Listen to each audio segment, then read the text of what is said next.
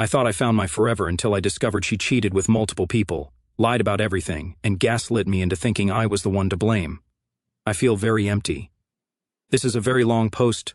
I made a post regarding my last relationship when it was still active a few months ago, and I was directed to post here.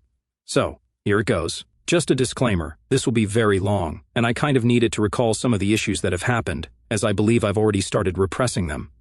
If you need some reading material, here it is. Edit, I was advised to add how we met in a message. My ex and I met through mutual friends at a birthday dinner. She was there with someone else, I was single. Later on, when she and I initially started dating, I remember we were in a downtown area where the man she was seeing worked. My ex kept demanding we all go to the bar he worked at. She said outwardly to her friends, "I can't wait to see his face when I walk in with him," me being him. What an upgrade, right? I, a 31-year-old male, started a relationship with my ex, a 25-year-old female, we'll call her N, in April of 2021. The relationship moved extremely fast. N would tell me about how she'd prayed and begged for someone like me. Could see me being her husband, her last relationship, the one she wants to start a family with. Though fairly quickly in the relationship, within 1 to 2 months, if I ever brought a concern to her, like how something she said affected me, she argued, she would immediately start yelling at me, saying, "Well, have you ever stopped to consider that I might be stressed out?" And similar things to avoid talking about what I'd brought up. She would continue this, as well as tell me that people who love each other just get over things like that because they know it doesn't mean anything, for the entirety of our relationship. I recall one time she fell asleep at my house and woke up around 1 a.m., yelling at me that now she has to drive home and finish laundry before work the next day, saying, "Why would you ask me to lie down with you?" Or one night when she did stay at my house, in the morning, she immediately dumped a story onto me about how a CO worker, who no longer works at her job, stalked her for months and made sexual advances toward her, as well as a multitude of other information. I told her it was a little unsettling to hear all of this, though I know she was the one who had gone through it, but that immediately after waking up was a hard time for me to receive this information. She became irate with me, told me she just won't talk to me about anything anymore since I don't give a damn. And when I looked at her after hearing these things, she just yelled, "What the hell are you looking at? Can I help you?" As the relationship progressed, I also let her know I was uncomfortable with her male boss texting her at 11 p.m. or 12 a.m. randomly while he was drinking. I thought it was disrespectful, and we had a short talk about it, as she said she was also uncomfortable with it but didn't want to make any waves at work. She said that if you don't fit in at this job, they fire you. She informed me that she would set a boundary with her boss to keep texts work-related and within a more reasonable time frame. However, this never changed. Approximately 1 month later, we had another talk and fight over the same issue. She told me that she only ever uses one-word responses to end the conversation, but she isn't going to tell her boss anything about not texting her anymore, because she isn't going to hurt her chances of moving up in the company. Eventually, we talked about this a bit more, and then she showed me the text messages between her and her boss. I saw that they actually talked quite often, sending long paragraphs of messages to one another about their home lives, issues with relationships, housing, and family problems. She also sent her boss pictures of her and her little sister trying on prom dresses. When N took her sister shopping, and told me she knew the context of their conversation wasn't right, and that she'd been dishonest with me about them. I also saw that a different CO worker, to whom she'd recently given her number, texted her, flirting, saying, "I always knew you thought I was fine," etc. She apologized for lying to me and told me she forgot this other CO worker had texted her and promptly informed them that I wasn't okay with the conversation. The CO worker apologized, but as far as I knew, N hadn't notified her boss of anything. Shortly after this, an ex-boyfriend of N told her he'd had a dream about her that got wild. I told her it's strange for an ex to tell her he had a dream of them sleeping together, which she fought tooth and nail. Eventually, I just told her to ask him what he meant by it, and he clarified, stating that they'd had sex in his dream. She went on to tell me I would never understand what their relationship was like, and that he'd been there for her through some of the worst times of her life. I told her having the dream isn't a bad thing, it's a dream, but going out of his way to tell her while he also has a significant other is just bizarre. Like many times before and many times after, N told me, "Well, I was having a good night with you, now we're here," or similar, making it my fault I was hurt by something, rather than realizing the behavior isn't conducive to a productive monogamous relationship. N mentioned to me multiple times that she'd always shared locations with her exes. I had never, not that I didn't care to, but that I was indifferent to it, and no one had ever asked me to. N visited a shop one day, and on her way back, called me to tell me that she was almost in a really bad traffic crash where she may have been critically injured. She told me she wasn't sure if she would have been able to call me or talk to me if she'd been injured or died. I told her, I think we should share locations. If you ever get hurt, I can just come to you as soon as possible. She agreed, and we shared locations for a short time.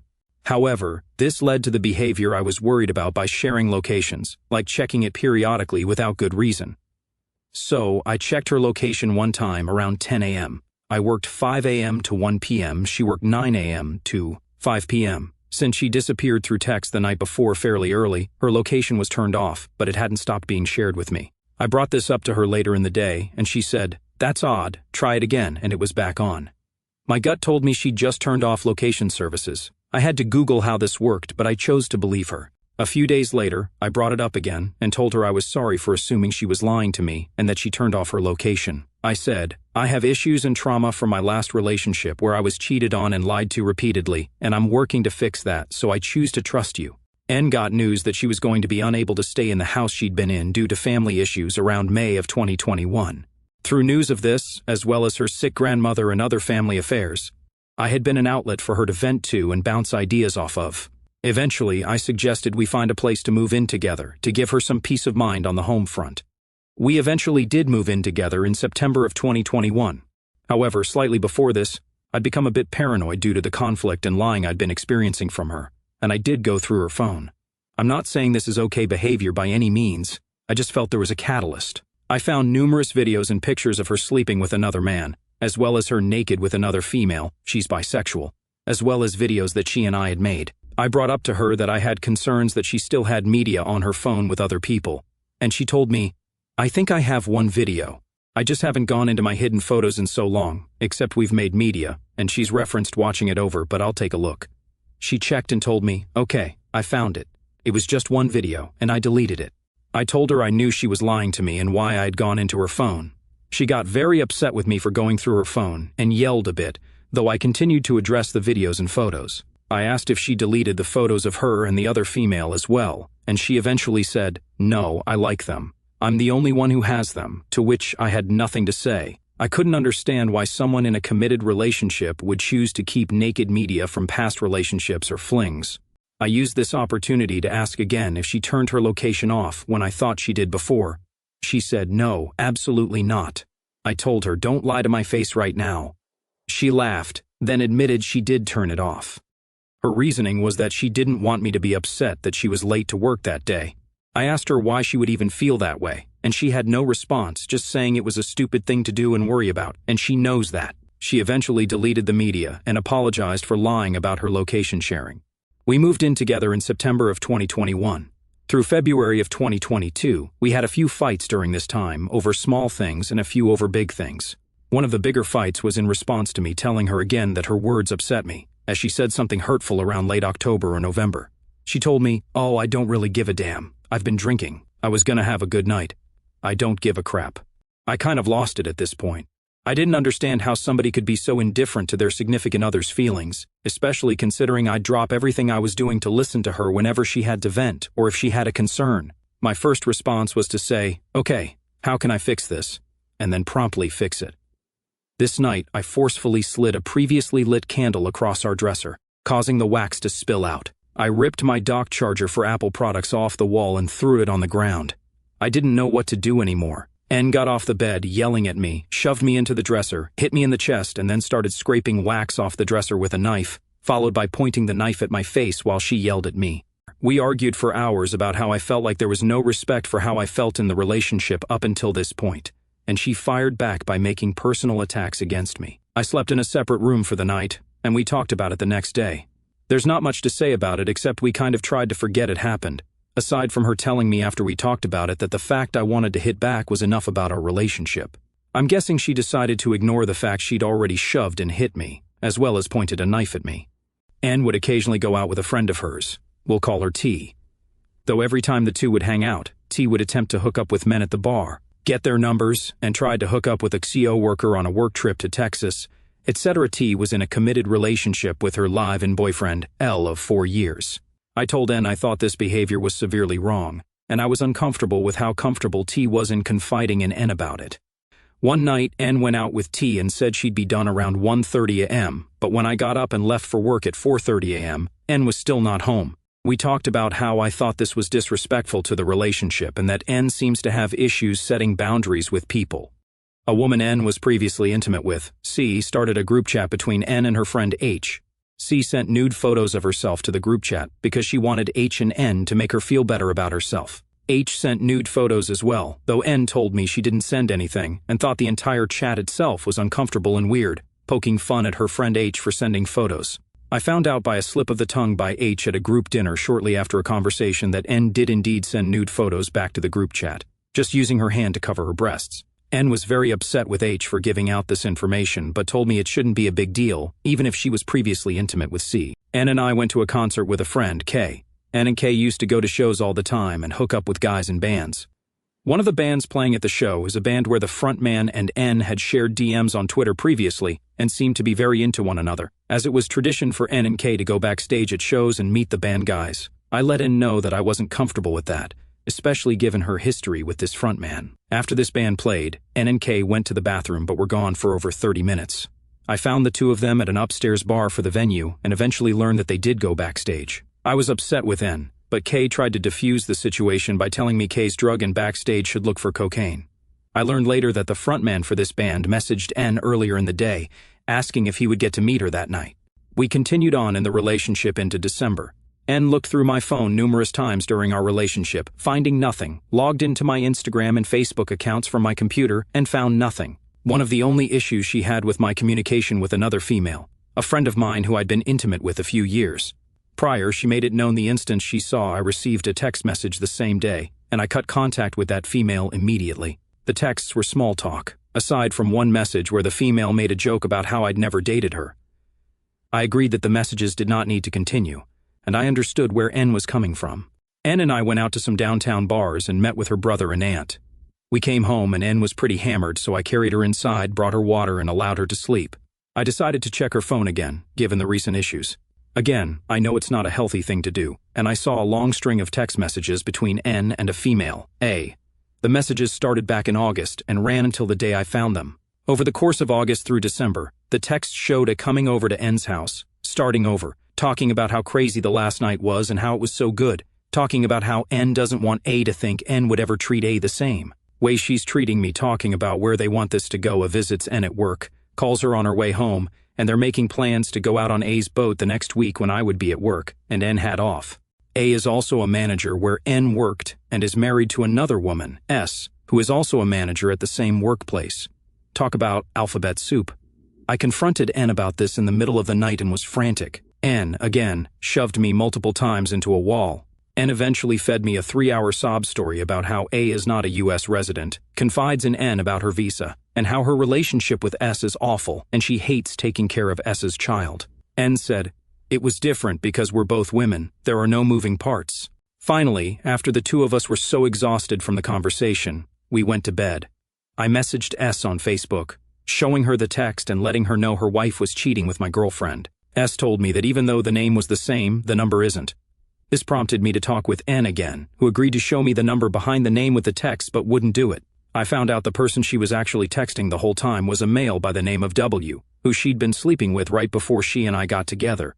N told me she and W only drank a bottle of wine, smoked, and made out in a hot tub, which I believe none of. She also told me she's cheated in every relationship she's ever been in, and told me that W is the biggest mistake she's ever made in her entire life, and that she would do anything to keep our relationship. She told me she continued pursuing W because his family makes good money, and so does he. He's easy to control because he doesn't question anything N does, and that if N ever ended up pregnant by W, his family would pay for everything for her, and she wouldn't have to work.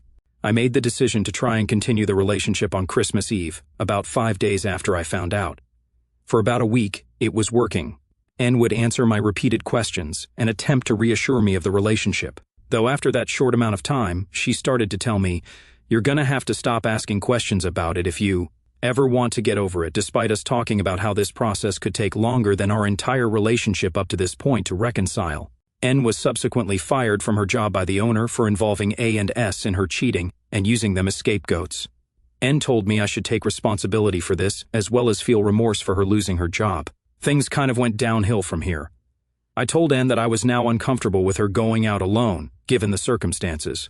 I told her that privacy on her end is kind of at a standstill. Her family started to call me narcissistic and controlling for this. They blamed me for looking through her phone and ignored that she'd been having an affair and said, "A woman can look through your phone because we get paranoid. It's different." When asked why I was catching so much flack, N told me she'd been reading about twin flames and how one person typically runs for the other and believes that to be our situation, rather than acknowledging the fact that she's a cheater. In the first week of February, N and I were in our computer room. N was on her laptop and said, "I wish I could show you these pictures I took of H, but I can't because she's naked." I stopped immediately what I was doing because I was so confused. I asked, "Why did you take naked photos of H? Why didn't you talk to me about this?" N responded and said, "I told you I was going to take pictures of her today." I said, "Yes, but you didn't tell me they'd be naked. I'm really not comfortable with that.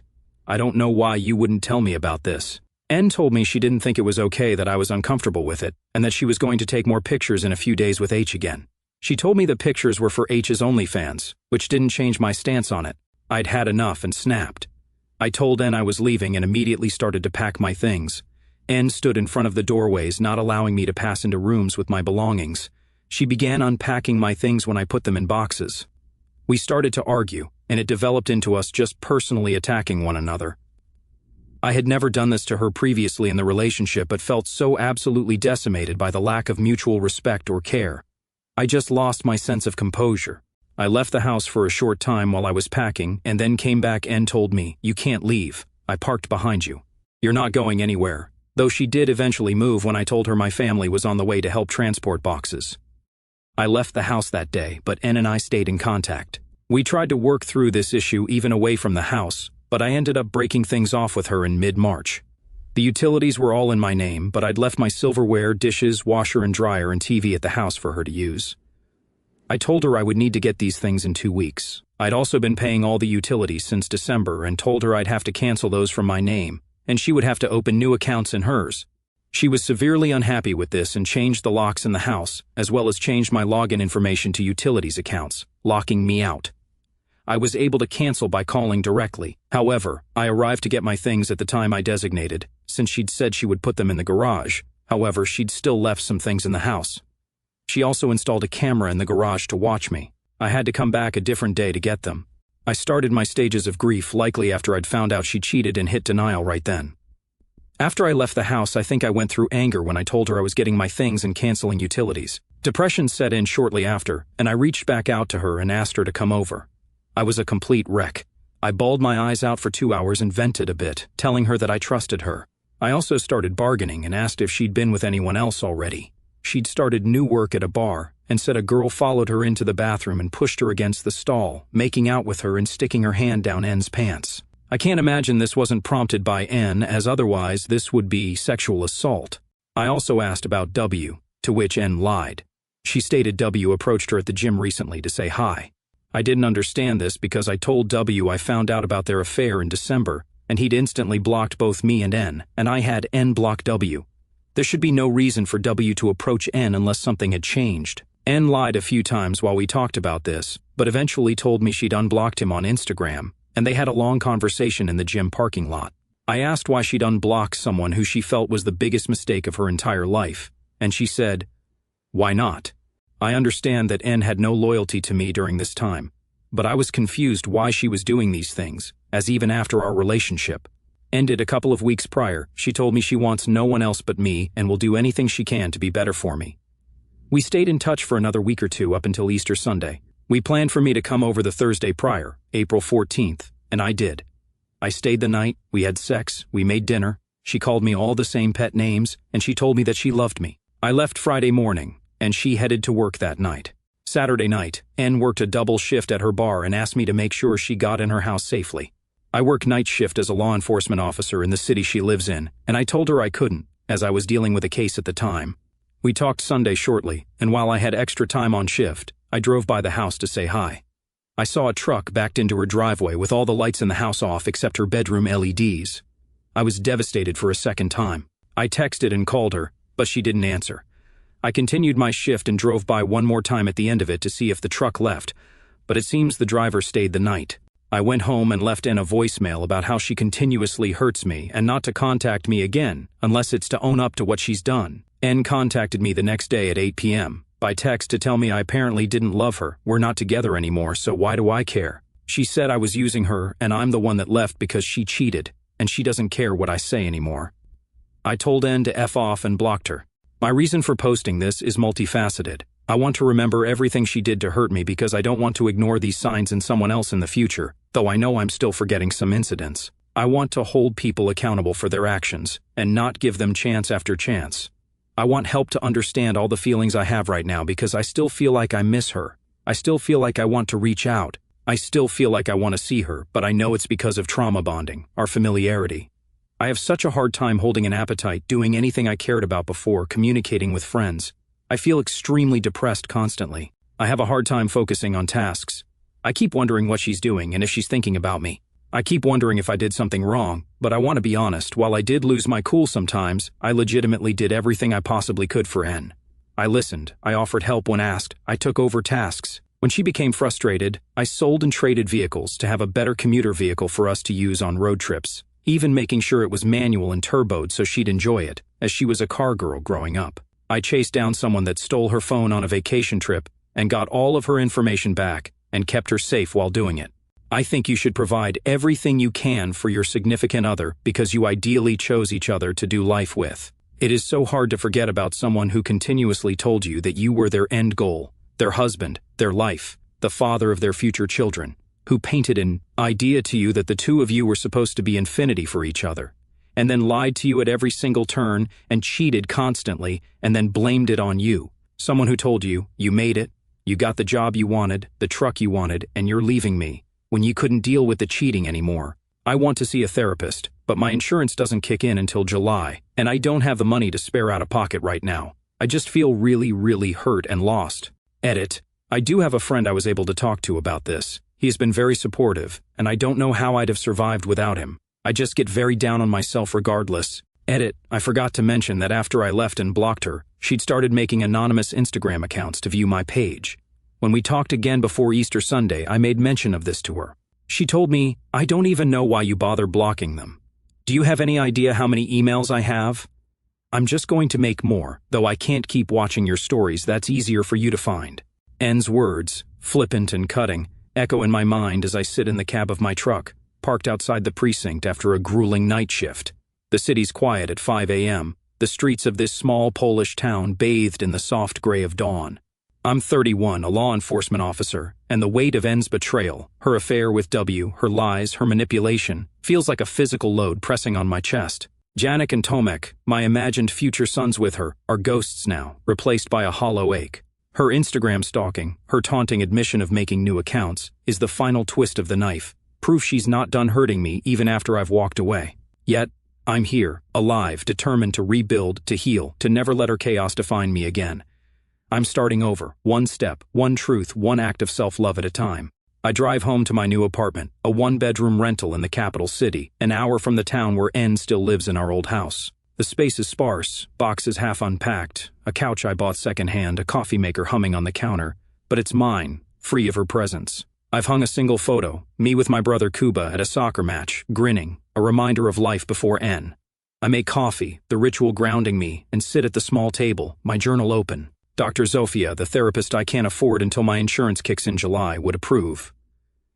I've been writing since D-Day, the moment I saw W's truck in her driveway, proof she'd moved on days after begging me to stay. I'm empty, I write, but I'm filling the void with me, not her lies. The past months have been a storm, anger, depression, bargaining, all crashing over me. Finding N's texts with W in December 2021, months of intimacy, plans, her dismissing me, was the first blow. Her confession, that she'd cheated in every relationship, that W was a mistake she chased for his money, shattered my trust.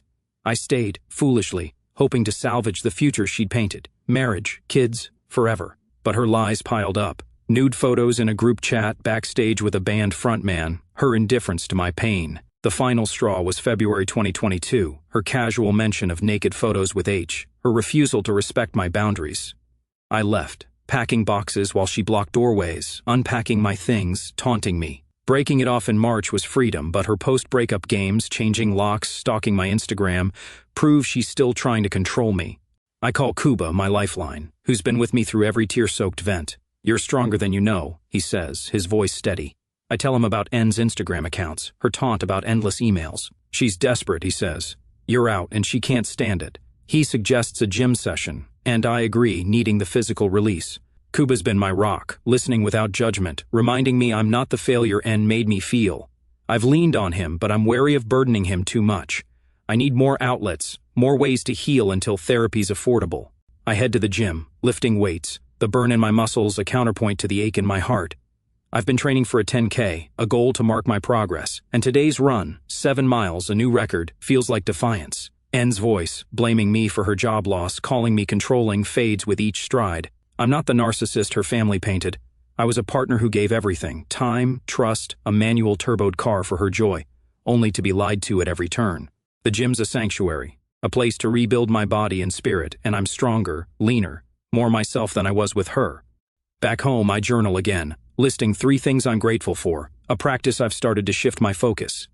Today, Kuba's support, Janek's imaginary laugh in my dreams, the coffee's warmth. I write about N's betrayal, needing to remember every red flag, her yelling over my feelings, her lies about her boss's texts, her nude photos, her affair with W. I don't want to repress them, to fall for another N. I list her gaslighting. You're making this my fault. I was having a good night. I write about her physical aggression, shoving me, hitting me, pointing a knife, knowing it wasn't my fault, but hers. The pages fill, a map of pain but also survival, proof I'm clawing my way out. I call Powell, a friend and lawyer, to tie up loose ends.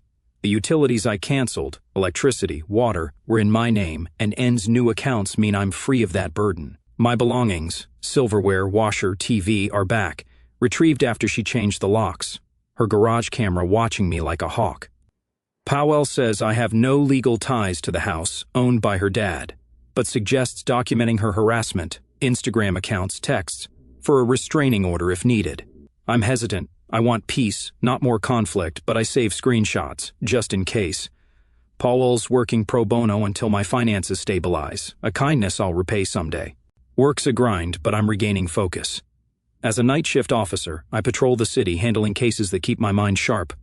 Last night's case, a stolen car chase, kept me from checking on N's house, a relief. My sergeant, Merrick, notices my effort, offering extra shifts for overtime. I take them, saving for therapy and a future with Janek and Tomek, names I still hold for my unborn sons. My co-workers, like Tomek from the dad's group, rally around me, sharing divorce stories, reminding me I'm not alone. You're a good dad, Tomek says, though my kids are only dreams. I nod, vowing to be that dad someday, steady and true. I meet Tomek for coffee, his co-parenting advice a blueprint for my future. Routines matter, he says, describing his daughter's bedtime ritual. I imagine reading The Invisible String to Janek and Tomek, a story about love's connection, and I buy a copy, tucking it on my shelf for that day. Tomek warns against trauma bonding, the pull I feel to N despite her cruelty. It's familiarity, not love, he says. I nod, recognizing the ache when I see a manual car, hear a song we dance to. He suggests a hobby, and I mention photography, my college passion revived. Lean into it, he says, and I do, planning a weekend shoot by the Vistula River. Photography's my refuge, capturing the city's pulse, cobblestone streets, dawn light, kids playing in parks. I've joined an online club, sharing shots, getting feedback from Hila, who's become a friend. She's pushing me to enter a local exhibit, and I'm building a portfolio, urban scenes of resilience mirroring my own. I've submitted a sunset shot, nervous but proud. My tech blog, started as a side project, grows, readers thanking me for posts on healing through work. I comment on infidelity forums, sharing my story, don't ignore red flags. Protect yourself. The responses, strangers saying I've helped, give me purpose, turning pain into connection. I reconnect with old friends, joining a soccer league with Merrick, not N's Merrick, and Kuba. We play weekly, the field a space to laugh, sweat, forget. You're back, Merrick says after I score, and I grin, feeling it. I've planned a fishing trip with Jan, a military buddy, eager for quiet on the water, a chance to talk without N's shadow.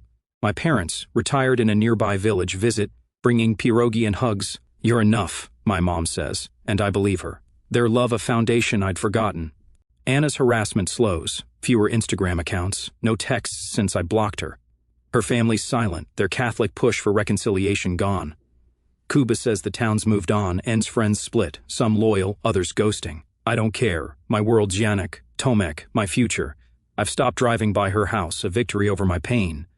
Pavel says she's struggling financially, her bar job unsteady, but I feel no pity. Her choices, W, the lies, the knife, broke us, not mine. I've been thinking about love, what it means after N. Her promises, husband, kids, infinity, were lies, a fantasy she sold while cheating. I gave everything, time, trust, a turboed car, only to be blamed for her infidelity. I'm not ready to date, but I'm open, imagining a partner who respects me, who doesn't yell or lie. Dr. Zofia's voice echoes. You're rebuilding trust in yourself. I feel it, in small acts, trusting my gut, leaning on friends, believing I'm enough for my future kids. Kasha, from the gym, smiles, and I smile back, a flicker of hope, not pursuit. I start a scrapbook for Janek and Tomek, pasting imagined memories. Janek, you'd love this dinosaur exhibit. Tomek, we'd chase kites. It's a promise, a vision of fatherhood I'll build, with or without a partner. I've enrolled in a parenting class, learning skills for my dream sons, bedtime routines, emotional support. I buy dinosaur shirts, saving them for that day, a tangible hope. I've also joined a book club, reading Man's Search for Meaning, its wisdom on suffering and purpose resonating. You're finding your why, Elis says at our club meetup, and I nod, my why, Janek and Tomek. Work stabilizing, my focus sharper. I've taken on a mentorship role, training a rookie, Piotr, whose eagerness reminds me of my early days.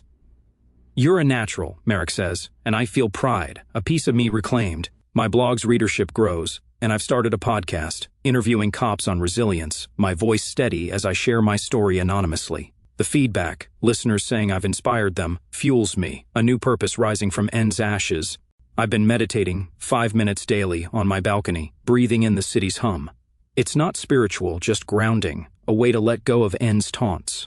I've read The Body Keeps the Score, understanding how her betrayal wired my brain for distrust.